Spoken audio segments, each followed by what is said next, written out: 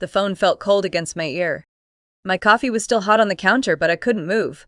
I just stood there in my kitchen, frozen, listening to a voice I didn't recognize deliver information that made no sense. Ms. Voss, this is your third missed payment. Your account is now 90 days past due. I actually laughed. A short, confused sound. I'm sorry, what account? What loan? I never took out any loan. A pause. Professional. Careful. Ma'am, someone signed this application, and it has your social security number. My eyes moved on their own. Across the kitchen. To the refrigerator. To the photo of my parents smiling at my cousin's wedding, arms around each other, looking like exactly what I always believed they were. My name is Renata Voss. I'm 34 years old, and until about 2 years ago, I genuinely believed my parents loved me unconditionally. I work as a mid-level project coordinator at a logistics company. It's not glamorous. Nobody writes magazine articles about what I do, but it's steady, it's mine, and I built it carefully, the same way I build everything in my life. I check my credit score every month. I budget every paycheck. I have never, not once in my adult life, missed a bill. Not a utility, not a subscription, not a minimum payment on anything. I treat my financial life like a garden. I have to tend every single day because I know what happens when you let things go to seed. My family looked like a normal one from the outside. My parents, my younger brother Darian, and me. But anyone who grew up in a house with a prized child knows that normal-looking families can have invisible architecture. Darian was praised at every dinner table. His mistakes were explained away. His choices were funded and defended. And I was the responsible one. The daughter who showed up, who helped move furniture and co-signed nothing and asked for nothing in return. I thought that was what love looked like. I thought being reliable was a form of dignity. I understand now what it actually was. Being reliable in a family that takes advantage of you isn't a virtue. It's an open door. I trusted them with my name. Literally. And that was the most expensive mistake of my life. If you've ever been the one your family leaned on, not because they respected you, but because they knew you wouldn't say no, you already know what this story feels like before I even finish telling it. You're not alone. More people are living this than anyone talks about. If stories like this hit close to home, subscribe, because this channel is a space where we say the quiet parts out loud. And tell me in the comments, have you ever discovered something about your own family that made you question everything you thought you knew? Drop it below and click like. It takes 1 second and it helps more than you know. I sat down slowly after that first call ended. My legs just gave out under me, like my body had processed the information before my brain caught up. The representative called back. Or maybe I called them, I genuinely don't remember. But we went through the full account details together while I sat on my kitchen floor with my back against the cabinet. A personal loan of $22,000, opened 14 months ago, and my full legal name with my social security number, my old home address, and a phone number I had never seen before. Wait, I said. That address. That's my parents' house. That's where I grew up. The rep hesitated. Just slightly. Ma'am, I'm not able to speculate, but I'd strongly encourage you to come into a branch with your ID as soon as possible. I hung up and stared at the wall across from me. I remember the wall had a small scuff near the baseboard that I kept meaning to touch up with paint. I focused on it because my brain was refusing to process what my gut already knew. My gut knew. My brain was just not ready to let it in yet. I called my mother. She answered on the second ring, cheerful, warm, completely unbothered. She asked how work was going. She mentioned that Darian had just gotten the new car. I interrupted her. Mom, did you take out a loan in my name? Silence. Not a short silence. Not the kind where someone is gathering their words. A long, deliberate, guilty silence that stretched for nearly 4 full seconds. I counted. I don't know why I counted. I just did. When her voice came back, it had changed completely, no longer warm, now careful, controlled, like someone choosing each word before releasing it. Renata, it was just temporary. We needed it for the house. We were going to pay it back. We're going to, I said. Or did you? Another silence. We've been having trouble with the payments. I understood it all in real time on that call, sitting on my kitchen floor. They hadn't just borrowed my identity. They'd been defaulting on the loan for 3 months. My credit score had been collapsing in the background of my life like a building on fire in a city I wasn't watching. I asked the question I almost didn't want answered. Does Darian know? My mother's voice got quiet. Very quiet. It wasn't Darian's name we used. That line hit me like walking into a wall in the dark. They didn't use Darian. The one they praised, the one they protected, the one they bought a car for. They used me because I was safe to use. I ended the call without another word. I set the phone down on the tile and just sat with it. I didn't cry. I just sat there and understood something I couldn't understand. They had made a choice, and I was never the one they protected. 2 days later, I drove to their house. I remember the way the driveway smelled, like cut grass and the potting soil my mother uses for the flower pot she keeps by the front door. Everything looked exactly as it always had. That sameness, that total ordinary calm of the place, made it worse somehow. Like the house itself was in on it. My father opened the door and went on offense before I could say a single word. Before you start, you need to understand what we were dealing with. The roof was collapsing. We had no options. Did you have the option of asking me? I said. Of telling me? He deflected immediately. Pivoted to guilt like it was a well-worn groove. You would have said no. You always overthink everything. I asked for the loan documents, the bank statements, every piece of paper that existed. My mother pulled me into the kitchen and whispered, "Close and urgent." Don't make this a big deal, Renata. Don't be dramatic. Family handles things internally. And that was the moment I understood something that reframed everything. They were not ashamed. They were annoyed that I had found out. Darian called the next evening. Not to apologize on their behalf. To argue. You're really going to make Mom and Dad's lives harder over money? They raised you. I kept my voice steady. They committed fraud, Darian, using my name. Why wasn't it yours? He went quiet for a beat. Then he said it. The thing that stripped every last illusion away, because they knew you'd be fine. You're always fine. I let that sit in the air between us. Then I spoke to the camera, to you, because I need you to hear this clearly. That's what they tell the one they use, that she'll survive it, that she's strong enough to absorb the damage. That being dependable means being disposable.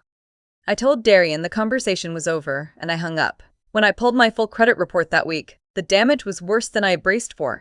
The $22,000 loan, 2 additional credit inquiries I had never authorized, a late payment chain that had dropped my score by 109 points. I had been saving for a home down payment for 3 years. Carefully, deliberately, the way I do everything. A mortgage pre-approval I was weeks away from applying for was now in serious jeopardy. The representative at my bank's fraud department listened patiently and then said, gently but clearly, "You may want to consider filing a police report. Legally, this qualifies as identity theft regardless of the relationship." I didn't cry. I didn't rage. I opened a notebook and I started writing. Every date. Every amount. Every word I could remember from every conversation. I wasn't a victim sitting in the wreckage. I was a woman building a case. Here's something about me that becomes important. I've always been, some might say obsessively, careful with paperwork. That habit came from a bad rental situation in my mid-20s when a landlord tried to dispute my deposit using documents I couldn't prove were inaccurate. Because I hadn't kept copies, I never let that happen again. Since then, I scan and archive everything. Tax returns, lease agreements, employment letters, every significant document in my life lives in a backed-up digital folder organized by year. And here's the part I almost didn't think to check. I moved out 7 years ago, but my parents never took me off their mailing address. And I never thought to ask them to, which meant certain mail continued arriving in my name at their address during those 7 years. I logged into an old email account I hadn't opened in months and found something waiting for me, a loan confirmation email, sent originally to a secondary email address I had never created, forwarded apparently by mistake through an old linked account that had never been properly disconnected. The forwarded email contained the original loan application, time-stamped, itemized, and signed with a digital signature that was not mine. The signature font they used didn't match any device I had ever owned, and the IP address embedded in the confirmation metadata was registered to my parents' home Wi-Fi. I didn't know yet the full weight of what I had. But I knew it was more than enough. I didn't tell anyone what I found. Not yet. I just saved it in 3 places and waited. The person I called was Gloria. She was my supervisor at my first job out of college years ago, before she retired. Sharp, Unshakable, the kind of woman who has seen enough of life to stop being surprised by it. She had once helped me navigate a genuinely hostile workplace situation early in my career, and she had done it without drama and without letting me spiral. I called her not knowing exactly what I needed, just knowing I needed someone who wouldn't panic and wouldn't minimize. Gloria listened to the entire story without interrupting once. Then she said simply, "Honey, what they did has a legal name. And it's not family drama." She connected me with a consumer rights attorney, a woman named Patricia Solano, who specialized in identity theft and financial fraud. I walked into Patricia's office carrying a folder, my printed credit report, the forwarded email with the IP metadata, and my notebook full of dates and remembered dialogue. Patricia reviewed everything without speaking. Then she looked up. "This is textbook identity fraud. The family relationship doesn't create a legal exemption. It just makes it emotionally harder to pursue." I asked her the hardest question I had. "If I do this, what happens to them?" Patricia was direct, but she wasn't cold. "That depends entirely on what you want. You have options. We can pursue full criminal charges, civil restitution, or a structured agreement. But first, the bank needs to hear from us officially." Then my mother called during this period. She left a voicemail. Her voice was measured, careful, the same controlled tone from that first phone call. "Renata, I hope you're not doing anything stupid. You know how much the family has been through. Don't make yourself the villain in this story." I played it for Patricia at our next meeting. She looked at me and asked, "May I have a copy of that?" My mother called to warn me not to fight back, and instead, she handed me another piece of evidence. The email, the IP address, the voicemail, the attorney, and the clarity that had burned away every last trace of hesitation. I have stopped waiting to be rescued a long time ago, but this was the moment I understood I didn't need to be. Patricia drafted a formal letter requesting my parents' presence at a sit-down meeting at her office. It was framed carefully as a family financial resolution discussion, neutral ground, professional setting. No room for the kind of emotional management they had always used on me so effectively. They arrived expecting to negotiate. I could see it in my father's posture, the way he walked in with his chin up and a prepared speech practically visible on his face. My mother brought tissues. Darian came too, uninvited, and stood near them like a wall. I hadn't asked him to leave. I let Patricia decide what mattered in that room. Patricia introduced herself formally, set a single folder on the table, and said clearly, "Before we discuss any agreements, I'd like to make sure everyone in this room understands what we're working with legally."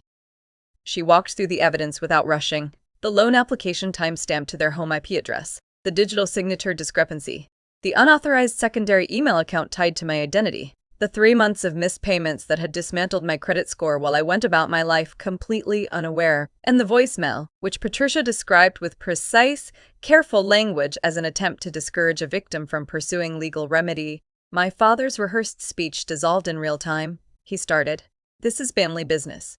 You can't just—" Patricia cut through it cleanly.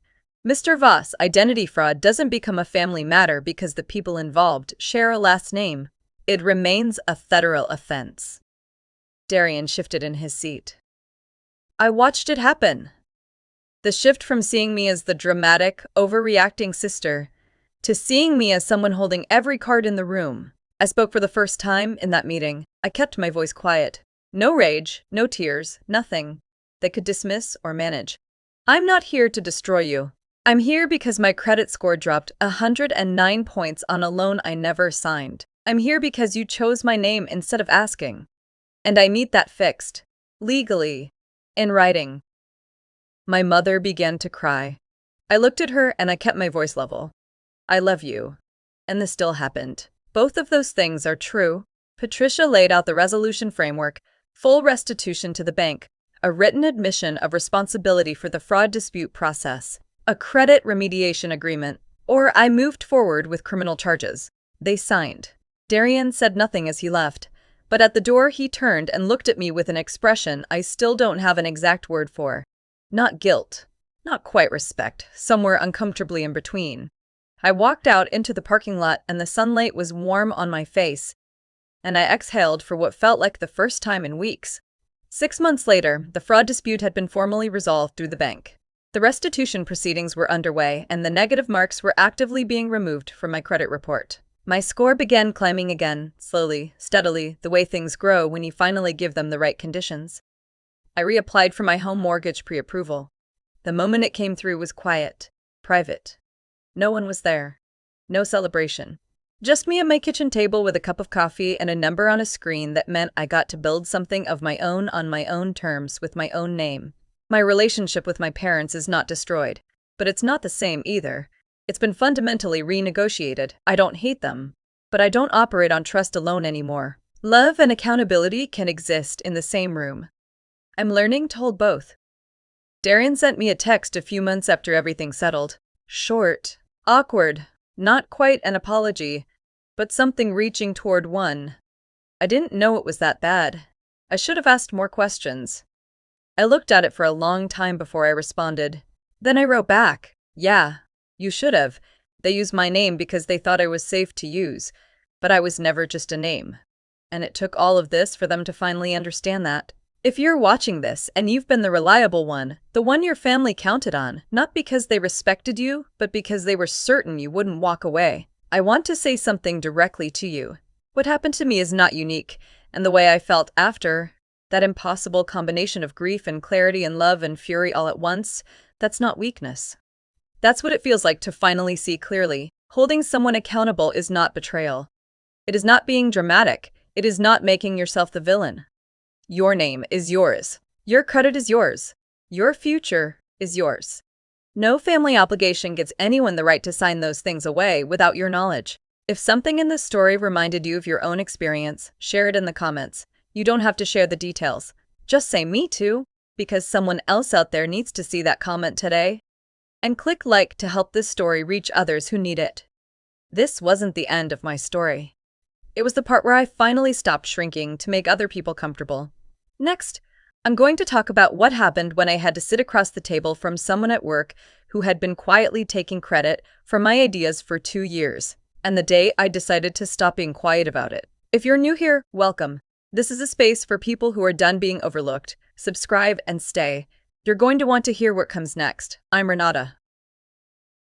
And I'm just getting started.